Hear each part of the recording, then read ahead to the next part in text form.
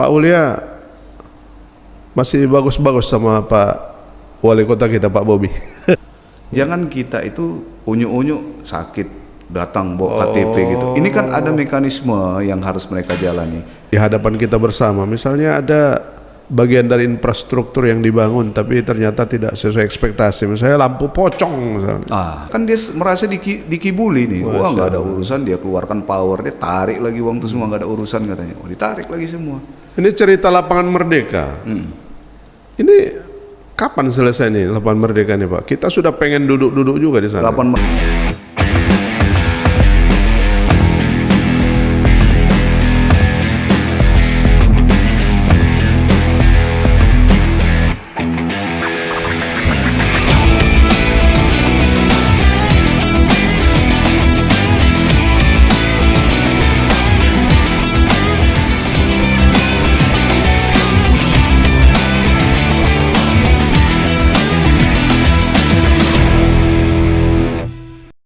Bismillahirrahmanirrahim. Assalamualaikum warahmatullahi wabarakatuh. Waalaikumsalam warahmatullahi wabarakatuh. Bertemu lagi kita di Nasi Umat Podcast.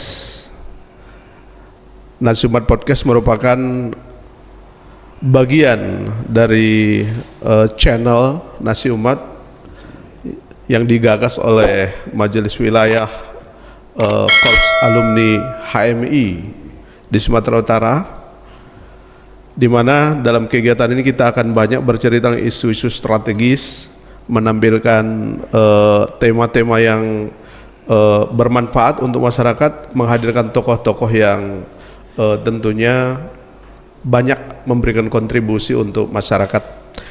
Dan pada kesempatan ini, para hadirin, kita mendapat kehormatan hadir bersama kita, bisa kita sebut tokoh kedua terbesar di Kota Medan. Beliau adalah Bapak Haji Aulia Rahman, Sarjana Ekonomi, Master Administrasi Publik. Beliau adalah Wakil Wali Kota Medan. Selamat malam Pak Aulia. Malam, Bangga. Apa kabar Bang Aulia? Alhamdulillah sehat. Masya Allah. Ramadan ya. Ramadan luar biasa.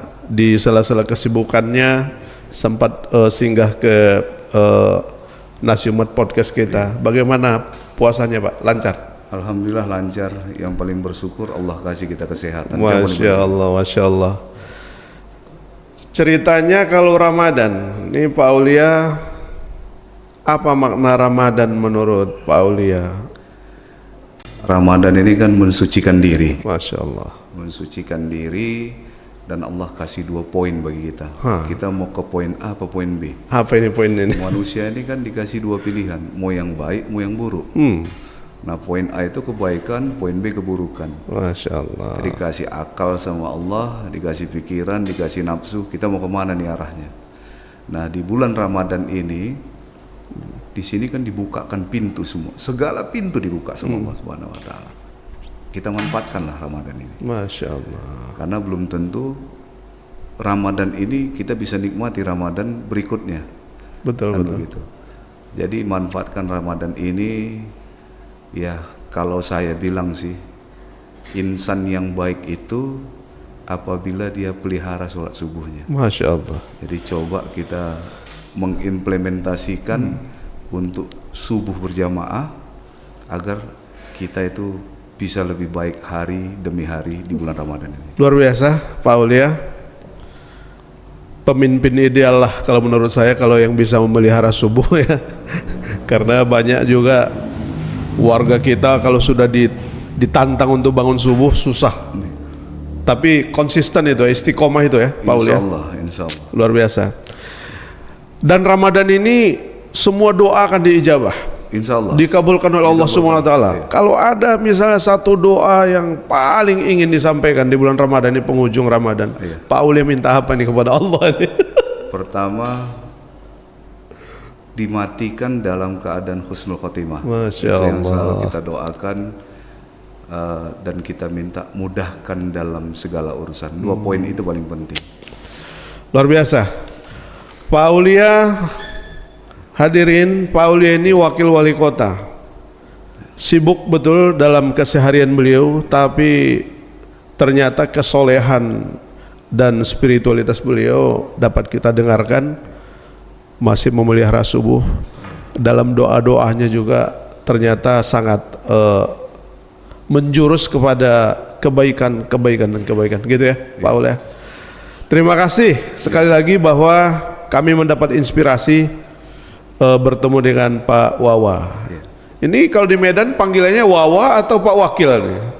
Ada yang bilang Wawa, ada yang bilang Wakil, tapi kalau teman-teman dekat tuh manggilnya Aman aja. Aman. Karena memang lebih familiar tuh nama Aman. Aman ya? Aman. Masya Allah. Karena wakil wali kota kalau kita cari derajat yang sesuai, kalau ada pesawat, co-pilot, begitulah kira-kira ya. Kemudian kalau di apa namanya itu, di bahtera atau kapal laut nih wakil nahodanya. Chief namanya. Jadi ini bukan perkara yang kecil, beban-beban tugasnya Pak Aulia. Justru itu makanya kami menginginkan banyak hal, banyak informasi yang akan kita ulas pada malam hari ini Pak Aulia.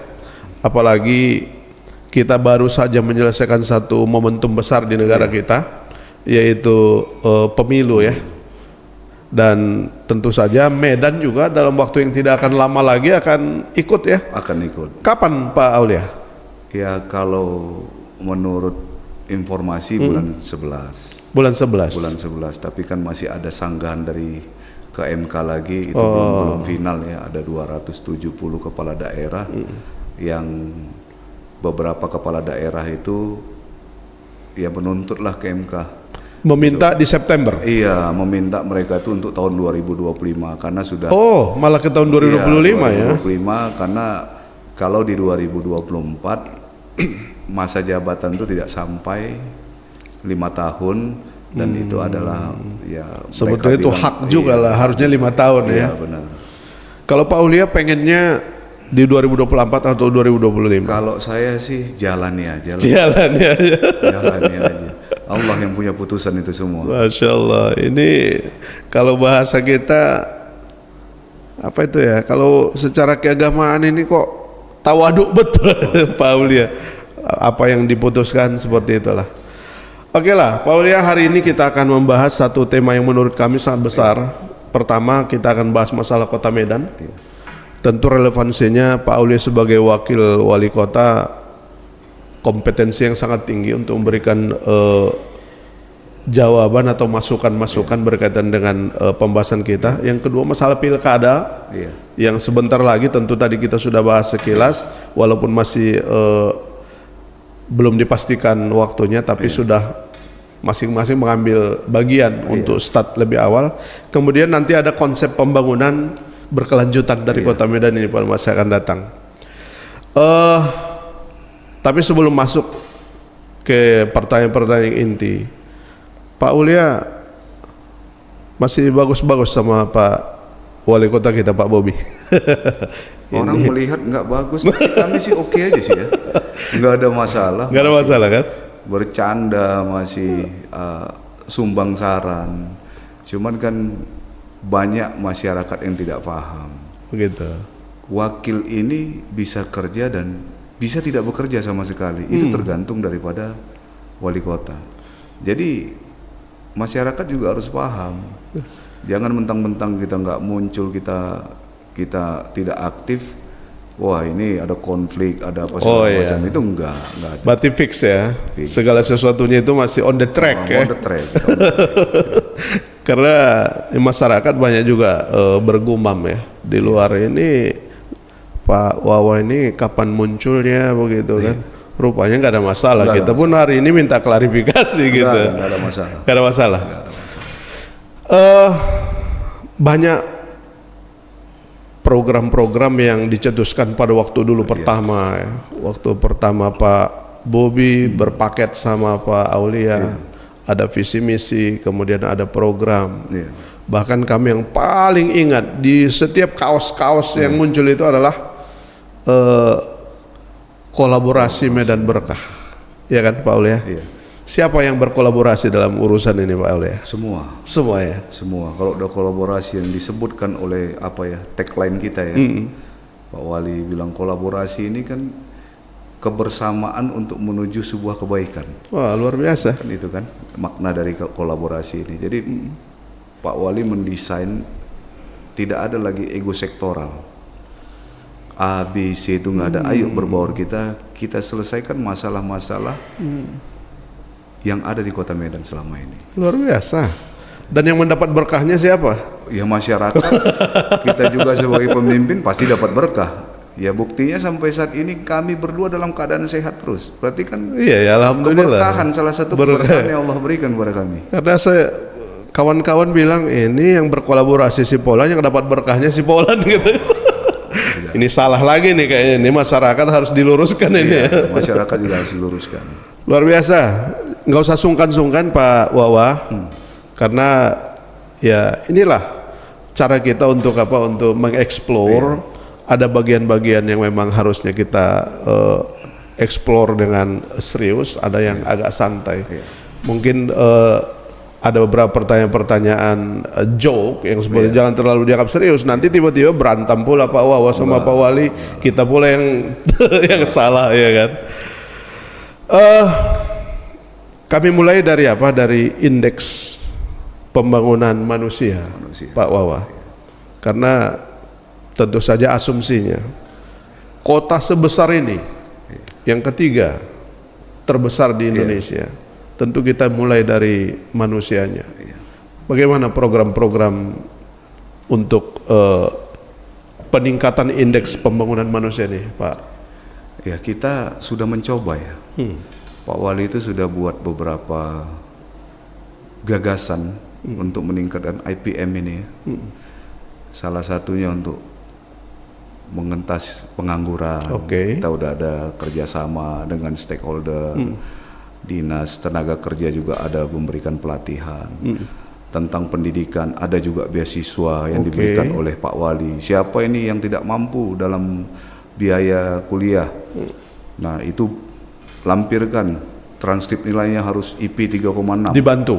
Kita bantu, full kita bantu itu. Masya Allah. Nah, itu ada yang putus sekolah, dari sekolah swasta, dia tidak bisa melanjutkan karena uangnya nggak ada. Itu kan mungkin karena dari putusan pemerintah, wilayah kalau nggak masuk ini zonasi. Akhirnya terjebak sekolah swasta, dia tidak mampu. Kita pindahkan sekolah, digratiskan lagi semua. Jadi, kalau di negeri tentu semua difasilitasi. Iya, jadi itu salah satu indikator untuk memperbaiki IPM. Nah langkah-langkah ini kan sudah cukup bagus dilakukan, dan informasi terbuka juga, karena kan dari DM begini-begini yang disampaikan ke kita, itu kita respon dan kita sikapi dengan cepat. Banyak orang yang dapat fasilitas ini, Pak Wawan? Banyak. Karena kan untuk membangun satu kota yang bermartabat ini memang salah satunya pendidikan yang merata. Ya, keberhasilan pemerintah itu dilihat dari kalau saya bilang gitu, investasi sumber daya manusia. Itu dia indikator berhasilnya pemerintah itu, supaya apa yang sudah dibangun oleh pemerintah mereka akan jaga, karena dia sudah pintar kan. Ini makna. Jadi yang dibuat oleh Pak Wali ini saat ini ya, dari masa kepemimpinan kami itu menunjukkan ke masyarakat, kami ini ada loh gitu. Kami ini ada, semampu kami akan bantu. Kesehatan bagaimana Pak? Kesehatan untuk saat ini Kota Medan juga udah tidak ada masalah ya. Hanya bermodalkan KTP. Itu ini menarik. Cuman kan banyak hal masyarakat ini yang salah kaprah. Jangan kita itu unyu-unyu sakit datang bawa KTP gitu. Ini kan ada mekanisme yang harus mereka jalani. Harus lapor dulu, puskesmas buat rujukan, benar gitu. Dia nggak bisa unyu-unyu masuk langsung gitu. Apalagi sakit yang berat langsung. Kita kan butuh data. Bahkan kalau ada yang urgent gitu, langsung ke rumah sakit. Kita minta ke rumah sakit Pringadi aja. Jangan melihat konotasi negatif di rumah sakit Pringadi. Begitu kami dilantik, kami cabut itu putusan yang dilakukan oleh Dinas Kesehatan yang lalu. Kuota BPJS itu lebih banyak ke daerah. kami yang nentukan. Luar biasa. Supaya apa? Uang daerah ini kembali ke daerah. Selama ini kan rumah sakit sekian dapat plot, sekian dapat plot, sekian dapat plot. Output dan input tidak balas nih rumah sakit. Jadi iuran ya. Iya. Iuran itu harusnya kembali ke Medan. Ke Medan. Jadi kan pelayanan saat ini di Peringadi udah mulai membaik ya. Fasilitasnya juga udah mulai membaik karena keuangan sudah mulai membaik. Jadi makin hari itu akan lebih baik lagi. Luar biasa. Luar biasa Pak Wawah. Ini masalah IPM juga, masalah kesejahteraan. Iya. Ini tentu berkaitan dengan jumlah masyarakat miskin atau yang termarginalkan itu. Masih ada di Medan, Pak? Masih ada. Masih ada. Kemampuan keuangan kita itu menjadi pokok permasalahan. Iya. Ya, kemampuan keuangan kita dengan janji politik. Jadi kan ini kan harus bisa dimaknai oleh masyarakat ini ya. Sederhana sih. Kami ini kan awalnya nggak paham ya. Saya pebisnis, Pak Wali pebisnis. Kita bukan orang birokrat. Ini betul-betul praktisi bisnis. Jadi yang kami lihat nih gambaran dari awal ini, wah ini harus kita bersihkan nih bang, kita beresin nih bang, begini. Oh bisa. Karena saya optimis, wah ini mantu presiden apa yang nggak bisa nih, power besar ini saya bilang kan, dia bisa geret anggaran dari luar. Nah ternyata kan ada hal yang lebih penting lagi tentang kesejahteraan. Betul. Tapi kami kan sudah terucap ini. Ikrar lah itu kan. Ikrar. Mau nggak mau ini harus dilaksanakan. Jadi mungkin sehabis ini nanti baru kita akan masuk ke fase situ. Akan kita masuk ke fase. Nah kita juga butuh masyarakat ini paham dong situasi saat ini. Iya. Ya. Kalau kita mau bagus Medan ini, mau nggak macet Medan ini, tahan dulu dong setahun, kita benerin infrastruktur. Betul. Ya, ini harus inilah, nggak akan mungkin. Saya sering bilang gini, kita ini hidup bukan di zaman Loro Jonggrang.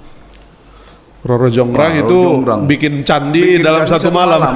Kita juga nggak akan bisa bangun infrastruktur dalam satu malam kan begitu. Iya. Jadi butuh ada pengorbanan yang dirasakan oleh masyarakat. Kita butuh kepahaman masyarakat lah. Ini untuk jangka panjang. Dan masyarakat pun harus merawat juga dong kalau fasilitas ini. Bener. Kita harus lihat ya secara objektif. Siapa yang bisa lakukan itu selain Muhammad Bobi Afif Nasution? Saya bukan mengangkat dia, ini fakta. Ini fakta di lapangan. Saya lihat berapa bantuan pusat mengalir ke daerah. Besar juga saya dengar. Berapa ratus triliun, berapa ratus miliar masuk ke Medan. Iya. Berapa underpass? Yang di depan apa ya? Manhattan. Depan Manhattan 200 miliar. Masuk sungai lagi. Baru-baru Sungai ini. Deli. Sungai Deli 40 miliar. Besar itu. Besar itu anggarannya kan. 8 Merdeka dapat bantuan. Itu bantuan apa juga dari pihak lain luar?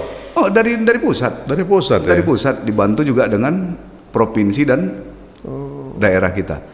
Kesawan dapat bantuan dari pusat 350 miliar. Ini informasi yang baru cas kita dapat. Sekarang kan begini, mereka harus lihat dulu itu. Kepala daerah mana dalam satu periode bisa narik anggaran ratusan miliar ke Kota Medan. Luar biasa. Nah ini kan power gede. Saya pikir selama ini APBD semua itu sumber dana. Nggak sanggup. APBD nggak sanggup APBD kita. Jadi itu harus kita lihat secara objektif. Jangan lihat wah Pak Wali mau bangun nih semua ngejar proyek begini. Bukan, ini ngejar janji kami. Janji kami untuk melakukan apa yang kami ucapkan. Nah ternyata ini membuat kan ada Medan nyaman begitu lah ini. Ini kan ada mekanisme-mekanisme yang belum kami pahami. Kami mau ngentaskan banjir. Kita butuh kerjasama dengan BWS. Betul. Kita butuh kerjasama dengan pemerintah daerah, ya, provinsi. Kan ada nih paret ranahnya provinsi, paret ranahnya kota. Gitu. Ada kan kabupaten lain. Ada kabupaten tetangga. lain. Ini kan nggak bisa kalau tidak berkolaborasi. Itulah makna kolaborasi Medan Berkah. Lama gitu juga saya baru dapat pelajaran ini ya. Sekarang gini mas, sederhana. Ini paret provinsi nih, nggak dibersih sentimennya. Wah nggak bisa dong dipakai APBD kita untuk bersih. Harusnya Sumatera Utara. Kena tangkap kita. Tapi yang kena siapa? Woi mana kalian wali kota? wakil wali kota, apalagi tempat saya percuma aja ada wakil wali kota sini banjir juga kita salah lagi. Kami udah maklumi berdua. Siapapun wali kotanya dia harus siap dihujat. Karena apa? Ketidakpahaman masyarakat mana ranah kerja provinsi, termasuk jalan ya. Termasuk jalan. Satu contoh. Tempat tinggal saya kan di Titipapan Marelan. Iya betul. Ini jalan rusak nih Pasar 5 nih. Pasar 4 ke Pasar 5 tuh jalan rusak. Dibilang off road lah jalannya begini-begini. Buat apa ada wakil wali kota di sini kampung jalan kita ini? Sementara itu jalan provinsi. Nah akhirnya Pak Wali ambil inisiatif, kita surati provinsi. Kalau tidak respon kita minta pakai APBD kita untuk membenahi. Akhirnya pakai APBD Kota Medan. Iya ya. APBD Kota Medan. Berapa miliar seizin itu? apa lah ya Pemprov. Pemprov. Itu tetap harus kita minta izin dengan provinsi supaya tidak dapat temuan BPK. Bahwasannya kenapa ini ranahnya provinsi kalian kerja ini kan nggak boleh. Nah ini kan masyarakat nggak paham. Nah di situ juga masih banjir. Paret kiri kanan di situ ranahnya provinsi bukan ranah kota juga. Nah jadi kan ini yang menghambat kinerja daripada kota gitu. Kita juga dibantai lagi. Jadi ini harusnya bahasa komunikasi lah ya. Bahasa komunikasi benar. Ini harus ada bahasa komunikasi. Ada bagian yang negatif juga sih ya Pak Wawah. Ini mohon maaf kali bahwa ini kan di hadapan kita bersama. Misalnya ada bagian dari infrastruktur yang dibangun tapi ternyata tidak sesuai ekspektasi. Misalnya lampu pocong misalnya. Lampu pocong ya. Saya sih lihat ya. Saya ngomong ke Bapeda. Kenapa diloloskan seperti ini? Gitu. Saya marah juga. Dan saya terus terang, Pak Wali itu merasa ditipu. Pak Wali merasa ditipu. Dikasih gambar yang bagus tapi kenyataannya realitanya tidak bagus. Kajian akademiknya? Nah itu dia permasalahannya. Saya tanya ke Bapeda, kenapa ini kajian akademiknya seperti ini? Kalian tunjukkan ke Pak Wali yang bagus, tapi hasilnya tidak bagus. Jadi jangan salahkan Pak Wali di situ. Justru kita harus terima kasih. Ditarik uang itu semua masuk ke dalam kas kita lagi. Bisa digunakan untuk yang lain ya? Kalianlah yang rugi nih, mana ada urusanku. Yang penting itu balik, nggak sesuai ini dengan apa. Karena Pak Wali lihat ini ketahanannya nggak sampai 20 tahun, 25 tahun. Dan saya pun kan karena warga juga kan, warga di Medan, saya amati ini kok pakai listrik dari apalagi PLN kan? Padahal sebetulnya ada inovasi-inovasi lampu solar berbasis matahari yang kuat sekali ada di Medan gitu. Banyak juga itu, apa kita memang apa namanya itu dampak kebocoran dana pada masa yang akan datang, saya rasa begitu. Pasti banyak dampak. Dan itu ditarik balik itu dana semua. Udah ditarik, udah. Karena langsung pidana sama Pak Wali, nggak ada cerita. Luar biasa Pak Wawah. Kita apresiasi itu. Iya apresiasi. Karena terus terang bagian yang harusnya kita luruskan kepada masyarakat, memang harus disampaikan seperti ini dan kita apresiasi kalau seperti itu. Kadang kan begini, Pak Wali ini kan kerjanya sibuk. Dia bentar ke Jakarta, pengusulan ini supaya ke daerah begini. Dia mepet begini. Seperti dikerjai begitu ya? Ya kan dia merasa dikibuli nih. Wah nggak ada urusan, dia keluarkan power, dia tarik lagi uang itu semua, nggak ada urusan katanya. Ditarik lagi semua. Ini cerita lapangan Merdeka. Ini kapan selesai nih lapangan Merdeka nih Pak? Kita sudah pengen duduk-duduk juga di sana. Lapangan Merdeka memang target 2024. Oh iya. Ya target 2024. Ini sedikit saya buka ya. Kemarin awal puasa itu Pak Wali marah. Jadi sempat kemarin Pak Wali itu dia sidak ke Islamic Center. Kenapa nih yang kerja cuma 5 orang gitu?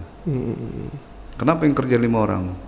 Nah ternyata keuangannya belum dibayar oleh pemerintah kota. Nah ini kan multi years. Betul. Multi years. Begitu juga mungkin lapangan Merdeka. Itu Pak Wali sampai dia bilang, ini bulan puasa saya demi Allah ya, saya pertanggungjawabkan omongan saya di sini. Apa Pak Wali bilang? Pantaslah kepala daerah di Medan dimasuk penjara semuanya. Beginilah kerja kalian. Nah ini udah bulan 3, ternyata sistem pembayaran itu harus menggunakan perwal baru bisa pembayaran. Yang menjadi pertanyaan Pak Wali, kenapa perwal ini kalian usulkan bulan 3, kenapa tidak di awal bulan? Harusnya di awal bulan. Di awal bulan kan kalian rancang itu perwal itu. Di bulan 12, di bulan 1 ditandatangani, bisa kita bayarkan pekerjaan ini terus. cair dan kerja ini tidak stagnan. Berarti kan saya mohon maaf, ini ada tanda kutip nih, menjelek-jelekkan Pak Wali. Ini udah nggak benar nih, nggak benar. Ya memang ada beberapa proyek yang kita anggap proyek tapi mangkrak. Sebetulnya bukan mangkrak ya. Bukan mangkrak, jadi jangan menganggap ini pencitraan lah. Ini sudah salah besar. Pak Wali itu mau cepat. Cuman sistem birokrat ini masih ada ego sektoral. Yang satu nyalahkan A, B, C dan D, itu yang marah Pak Wali. Luar Mana biasa. makna kolaborasi itu kalau masih ada ego sektoral gitu. Luar biasa Pak Wawah, Pak Aulia Rahman. Kalau saya lihat dalam kapasitas beliau menguasai betul ya bagian-bagian kerja seperti ini. Mungkin kita akan Kita akan ke arah diskusi pengembangan kota Iya. pada masa akan datang. Ini tentu berkaitan dengan pilkada yang akan sebentar lagi kita ikuti di Kota Medan ini. Dan ceritanya Pak Aulia pengen maju nih kayaknya. Insya Allah.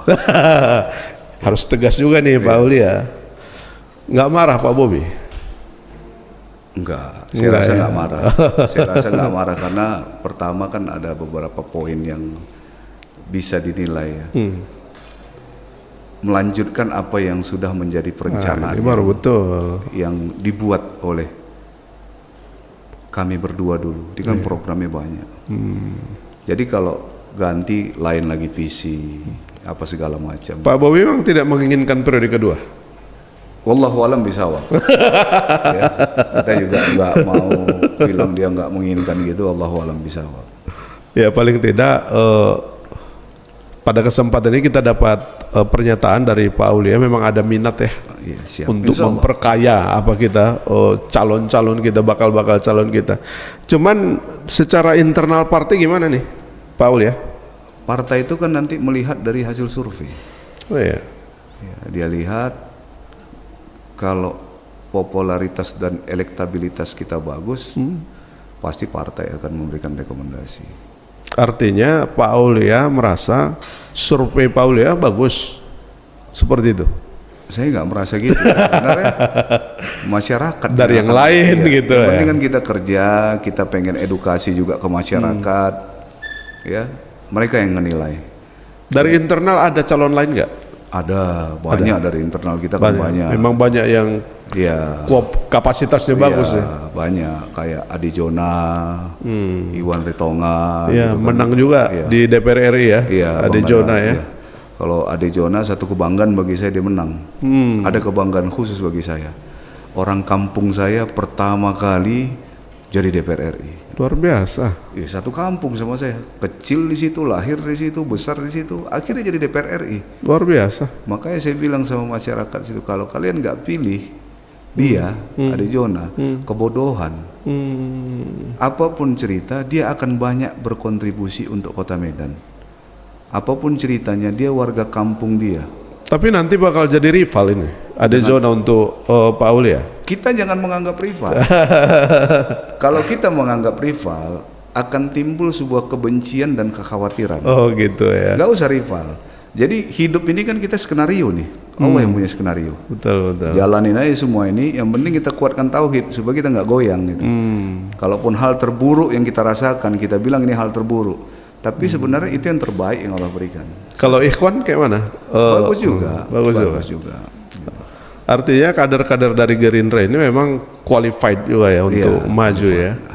Itu kan tinggal DPP yang memutuskan siapa yang menjadi perwakilannya untuk memimpin Kota Medan ini. Apa strateginya untuk bisa mengambil simpati dari pimpinan pusat ini, Pak Aulia? Strategi saya sih macam mana? Trust itu terbangun antara saya dengan masyarakat, itu aja Iya, kuncinya. Trust itu. Pokoknya mengandalkan survei bahwasannya elektabilitas bagus. Soalnya kalau Ade Jona terbukti di DPR RI di dapil 1 pula tinggi juga itu, hampir 100 ribu lebih. 100.000 lebih kan? Over. Ya. Keren itu Ade Jona. Ya alhamdulillah lah, saya pun bangga juga lah. Apapun cerita satu kampung.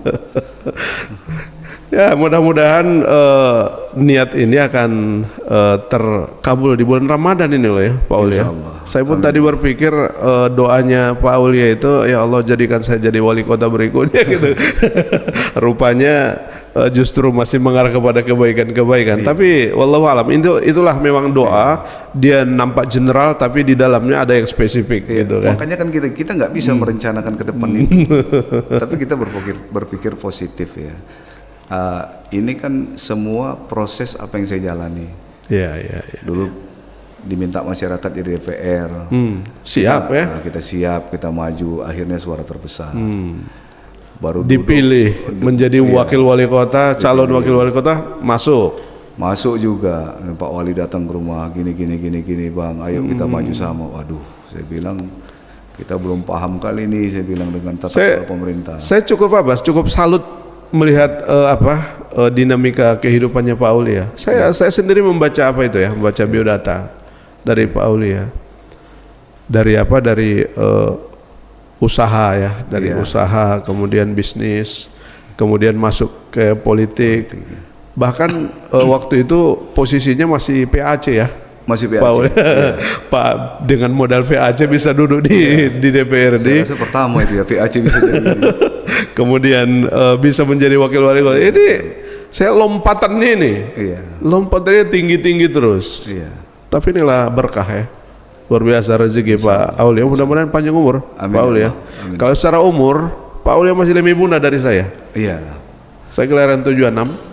Pak Aulia 78. Jadi saya bangga juga dengan generasi-generasi yang lompatannya tinggi seperti itu. Masalah konsep pembangunan kota, Pak Aulia. Karena apapun ceritanya, untuk menjadi leader atau pemimpin di satu kota kan memang kita harus punya mindset atau persepsi-persepsi tentang kota. Bahwa saya sering kali mendengar Pak Aulia itu berbicara tentang berbasis data, kota berbasis data, Medan satu data. Apa maknanya nih Pak? Kalau Medan satu data ini maknanya ini saya bilang inilah alur kerja yang tersistem dengan baik. Dan sini akan terkunci kebocoran negara. Di situ. Hati-hati Pak Aulia, seolah-olah Medan ini banyak bocornya. Enggak, arti katanya begini. Makna dari bocor ini kan ada yang harusnya mustahak mendapatkannya tidak mustahak. Itu kan salah satu bocor. Itu kan salah satu kebocoran. Jadi kan kita kalau berbasis data, ini kan kita bisa contoh negara maju. Negara maju itu berbasis data. Jadi rekening dia sama dengan nik dia. Makanya saya sering bilang, mana lebih sosial negara maju apa negara kita? Secara kita lihat sistem. Kalau kita di luar sistem kita lihat, kita paling sosial Indonesia. Tapi dalam sistem pemerintahan, sosial itu kan nggak kena ini ke orang-orang tidak mampu ini. Nah ini kan ketimpangan data. Dan ini pemerintah harus betul-betul fix data ini. Kan Pak Jokowi udah keluarkan instruksi 2024 tidak ada lagi yang namanya kemiskinan ekstrim di Indonesia. Nah kita kepala daerah. Intervensi dari pemerintah. Dari pemerintah. Berarti kan kita sebagai sebagai kepala daerah harus bisa menyikapi makna dari bahasa seorang pemimpin. Kan begitu. Berarti implementasi Kota Medan lah. Kota Medan berarti kan apa? Kita harus ciptakan Medan satu data supaya kita bisa selesaikan dulu mana ini yang namanya kemiskinan ekstrim. Kita selesaikan dia dulu. Kita ikuti instruksi pemerintah. Kan pemerintah pusat ini dari bangun tidur sampai kita tidur lagi, itu programnya ada semua. Ya betul. Bener kan? Betul. Programnya ada semua. Nah kekalahan kita kan di data. Betul ya. Kita kalah di data. Jadi Pak Jokowi itu minta gini harus ditekan. Berarti jumlah orang miskin pun di Medan belum valid. Belum valid. Belum valid. Pengangguran di Medan belum valid juga. Belum valid juga.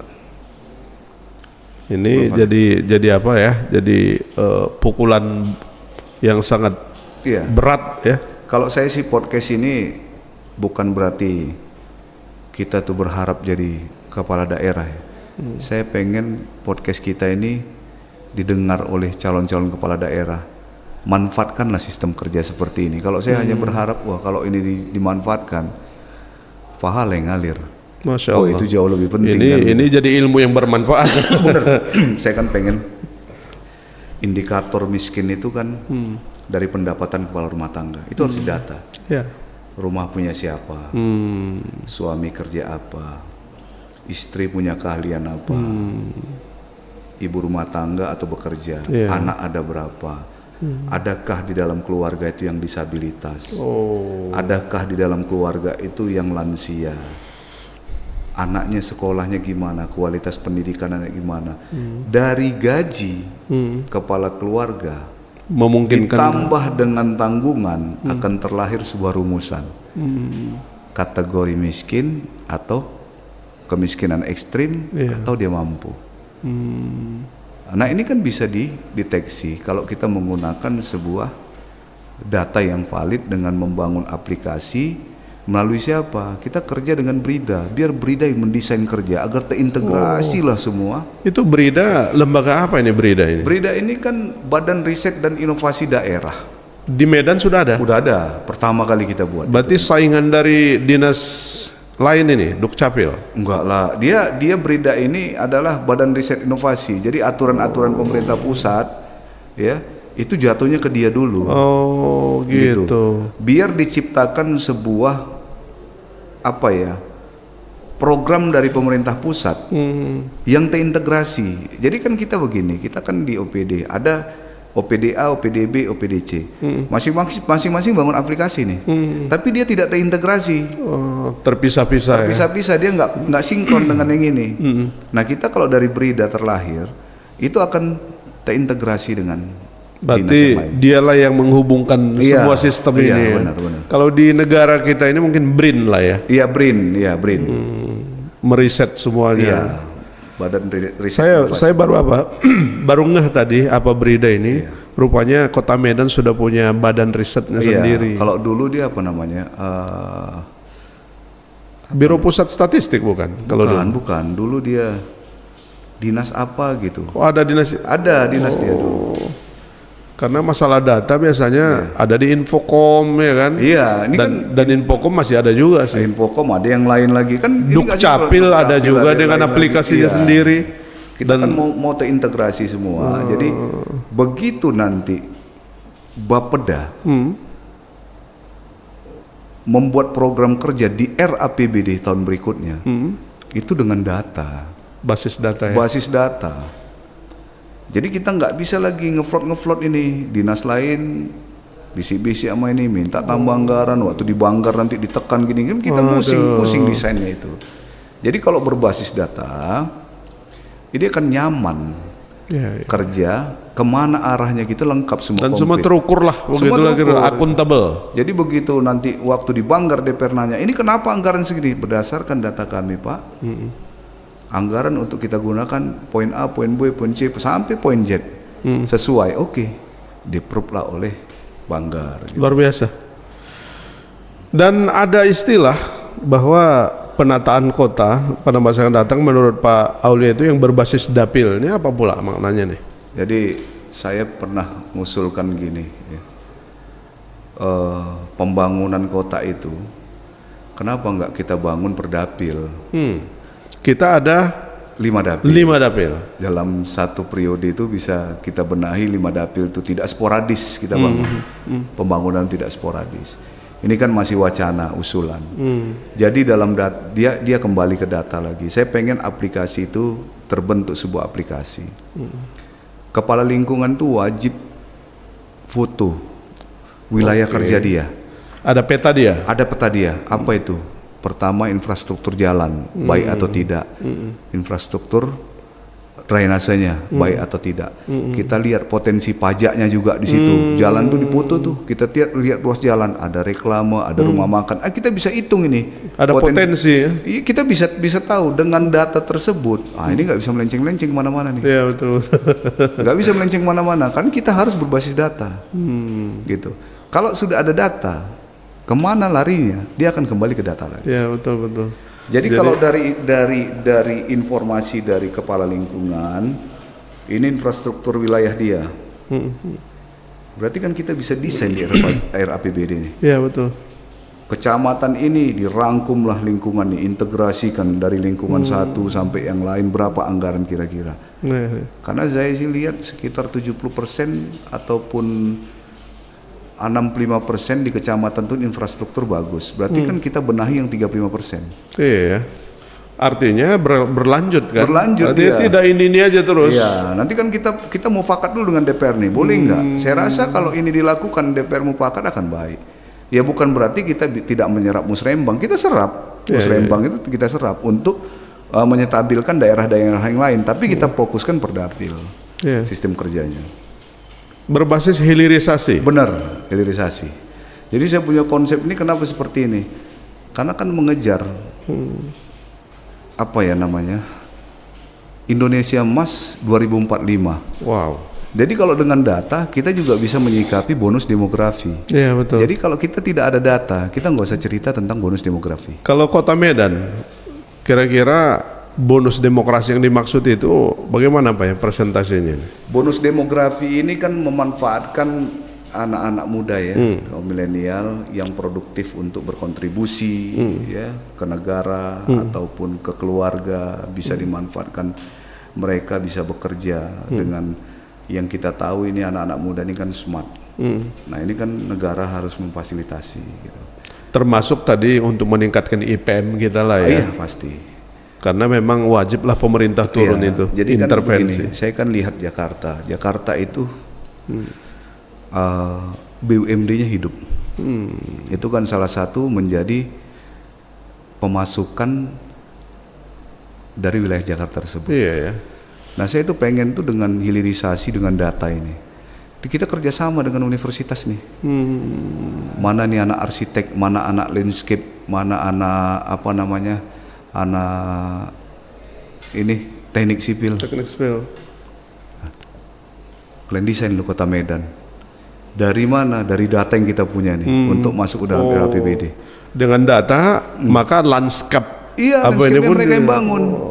Itu di mana? Itu kan nanti masuk ke dalam konsultan. Iya betul. Ya bukan berarti kita tutup juga yang lain, silakan klaim bangun mana lebih bagus ini. Kalau dimenangkan oleh BUMD kita, ini kan uang ini kembali ke negara lagi. Iya betul. Kan begitu. Kenapa saya pengen anak-anak muda seperti itu? Supaya jangan mereka itu jangan apatis sama masa depannya. Oh ternyata negara ini ada keberpihakan sama kita. Yuk kita cari. Kami minta 5 besar. Supaya mereka berkompetisi untuk masuk 5 besar, dia bisa kerja di bila perlu kayak IKN lah. Benar. Ada seperti kompetisi ya. Benar. Nah, mendesain gitu. Nah itulah salah satunya memanfaatkan bonus demografi dengan sebuah data. Luar biasa. Jadi kalau kita punya data ini kan kita bisa tahu ini berapa banyak sih anak-anak mahasiswa yang kompeten ini, tapi dia tidak mampu. Kita tambahkan kuotanya. Nah kita bantu dia gitu. Satu yang mengganggu sedikit nih Pak Aulia, bahwa kota kita masih banyak kabel-kabel itu. Iya. Kabel-kabel listrik. Ini nggak bisa diamankan ya Pak. Soalnya dari wali kota dulu itu untuk pemadam kebakaran itu nggak pernah lolos tuh kan. Jadi kan Pak Wali kita juga udah instruksikan, ya, dia juga sudah ngasih saran. BUMD ini inovatif, kan dia tinggal buat FS, feasibility study. Yang jadi masalah ini bukan kabel listrik nih sekarang ini, kabel telepon, fiber optik. Iya betul.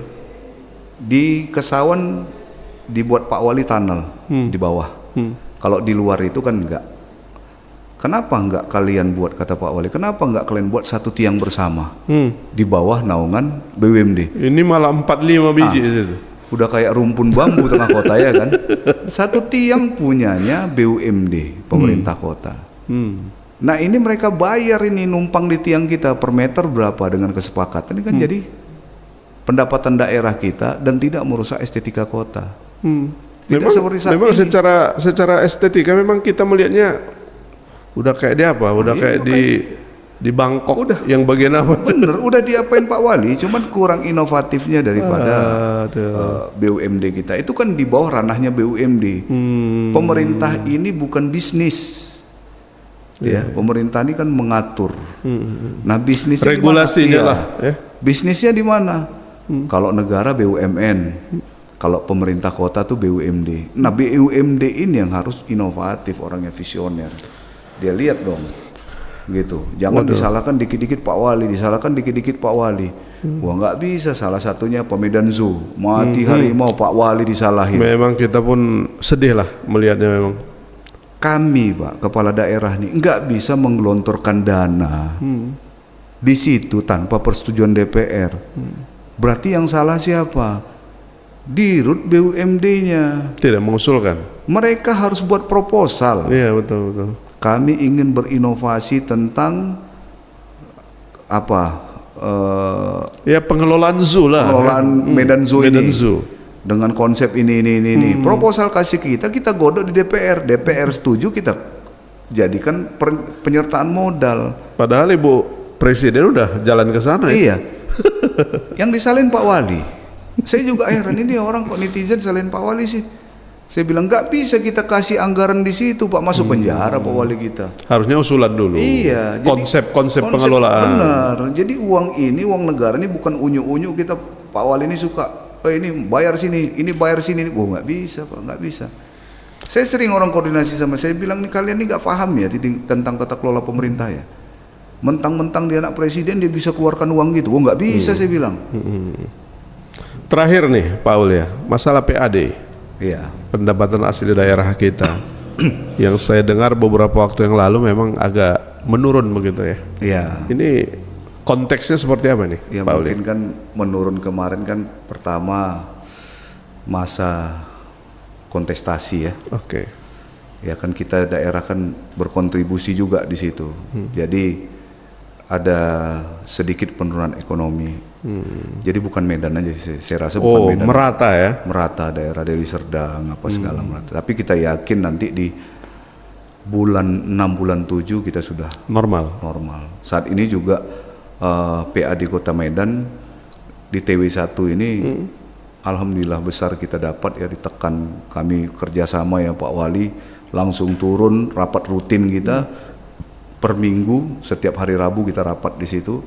Pak Wali tekankan, jadi dia bangun konsekuensi komitmen kerja, sekian persen harus dapat. Alhamdulillah dapat ya. Alhamdulillah. Salah satu apanya sumber PAD-nya itu dari retribusi parkir misalnya. Parkir. Ini malah kebijakan terbaru, malah apa ya, seperti nggak boleh ada lagi jukir begitu. Karena banyak yang loose. Lulus ya, nggak nyetor deh. Bukan nggak nyetor, nggak sesuai. Jadi kan Pak Wali ini kan kadang dia pengen malam duduk makan. Oh ini mobil kok parkirnya banyak ya. Berapa sih pajaknya? Kok cuma 45.000? Kok cuma 20.000 masuk gitu. Jadi dibilang Pak Wali ini harus kita terapkan di parkir. Nah ini kan masih ada pro kontra ya. Setiap kebijakan pemerintah tuh wajar lah. Jadi memang ada apa ya, kesalahan dari dinas, bukan kesalahan Pak Wali. Harusnya dinas itu sosialisasi. Jangan buang bola dong ke Pak Wali, nggak boleh juga kita buang bola. Dia harus sosialisasi, kasih tahu.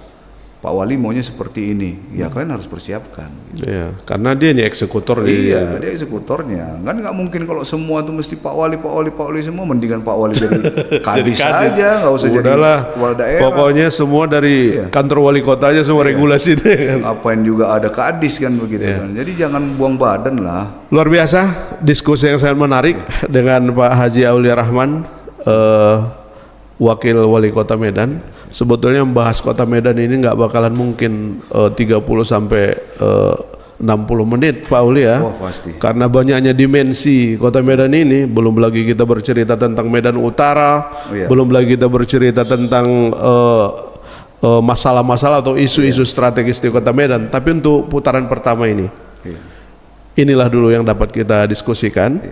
Tentu kita akan bisa bertemu lagi pada masa yang datang. Pemirsa sekalian, inilah diskusi singkat yang dapat kita lakukan dengan Bapak Haji Aulia Rahman. Iya. Dan kami berharap Pak Aulia Rahman tetap tetap membuka diri berkomunikasi dengan kita untuk berdiskusi. Siap. Dan doa kita bersama semoga Pak Aulia Rahman dapat mencalonkan diri ya. Amin. Untuk menjadi wali kota di Medan kita yang kita cintai ini. Insyaallah. Pemirsa yang dapat kami sampaikan, bila taqwa hidayah. Assalamualaikum warahmatullahi wabarakatuh. Waalaikumsalam warahmatullahi wabarakatuh.